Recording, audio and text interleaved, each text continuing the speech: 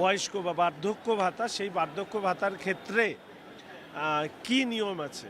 তো ওনাদের পক্ষ থেকে যেটা জানানো হলো, কমিশনার সাহেব বললেন এসসি এসটি সম্প্রদায়ভুক্তদের ক্ষেত্রে ফর্ম দেওয়া হচ্ছে বয়স্ক বা বৃদ্ধ ভাতার জন্য, কিন্তু যারা জেনারেল কাস্ট তাদের ক্ষেত্রে বলা হয়েছে সাদা কাগজে আবেদন করতে, সাথে ভোটার কার্ড এবং আধার কার্ড জুড়ে দিয়ে এখানে জমা করতে।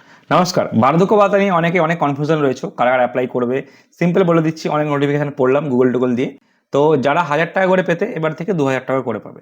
অনলি এসসি এসটিরাই এখানে অ্যাপ্লাই করতে পারবে। ফর্ম যখন দেবে বিডিও অফিস থেকে, ওখানে এসসি এসটির অপশান এই রয়েছে, জেনারেলের কোনো অপশানই নেই। তো আমি বলবো জেনারেল এখন ফর্ম ফিল আপ করো না বার্ধক্য ভাতার জন্য।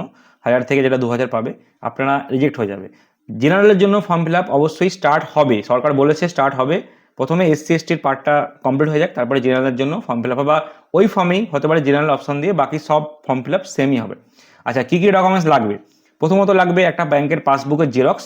আচ্ছা, ওই ব্যাংকের পাসবুকে যেন ডিবিটি করা থাকে, আর মোবাইল নাম্বারের সঙ্গে যেন আধার কার্ড লিঙ্ক করা থাকে, অ্যাজ ওয়েল অ্যাজ ব্যাংকে যেন কেওয়াইসি করা থাকে। 3টে জিনিস আপনারা করিয়ে নেবেন ব্যাংকে গিয়ে। তারপরে লাগবে কাস্ট সার্টিফিকেট, এরপরে লাগবে রেশন কার্ড, আধার কার্ড, ভোটার কার্ড। যত ডকুমেন্টস বলে যাচ্ছি সবারই কিন্তু নিজে সাইন করা সেলফ অ্যাটেস্টেড জেরক্স কপি লাগবে, 1 কপি করে। তারপরে লাগবে খুব ইম্পর্টেন্ট রেসিডেন্সিয়াল সার্টিফিকেট। আপনি কত বছর ধরে আছেন এই সার্টিফিকেটটা আপনারা পাবেন আপনার নিকটবর্তী পঞ্চায়েত অফিসে যাবেন, ওখান থেকে পেয়ে যাবেন। পঞ্চায়েত অফিসে গিয়ে আরও একটা ডকুমেন্টস লাগবে, সেটা হচ্ছে আপনার ইনকাম সার্টিফিকেট। অবশ্যই আপনার ইনকাম দেখবে, তবেই না আপনাকে মাসে 2000 বা বার্ধক্য ভাতা হিসাবে 2000 টাকা দেবে।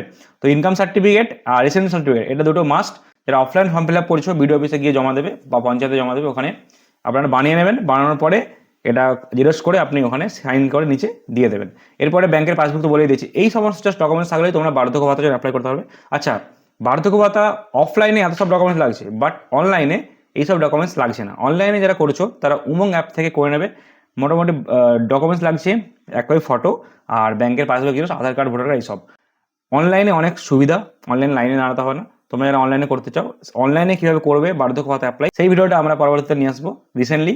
তো আপনারা সেটা দেখে আপনারা বাড়িতে বসেই ফর্ম ফিল আপ করতে পারবেন বার্ধক্য ভাতা। যাদের এই মাসে টাকা ঢুকেছে, জুন মাসে টাকা ঢুকেছে 2 তারিখে 1000 টাকা, তাদের আর অ্যাপ্লাই করতে হবে না, তারা অটোমেটিক আপগ্রেড হয়ে যাবে। এটা অনেক জায়গায় ঠিক, অনেক জায়গায় ভুল। আমি বলবো যারা নতুন বার্ধক্য ভাতা অ্যাপ্লাই করতে চাও, এসসি এসটি ক্যাটাগরি আছে, তারাও অ্যাপ্লাই করো।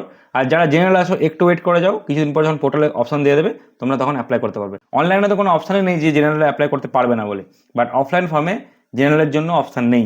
জেনারেল হোক বা এসসি এসটি এখন থেকে অ্যাপ্লাই করা অনলাইনে সুবিধা আছে, অনলাইনে অ্যাপ্লাই করে তোমরা এই সুবিধাটা পেতে পারো। তো এরকম ইনফরমেশন ভিডিও পেতে আমাকে ফলো করতে ভুলো না। ফেসবুক থেকে দেখলে ফেসবুকে, ইউটিউব থেকে বা ইনস্টাগ্রাম থেকে দেখলে সেখানে আমরা ফলো করতে ভুলো না।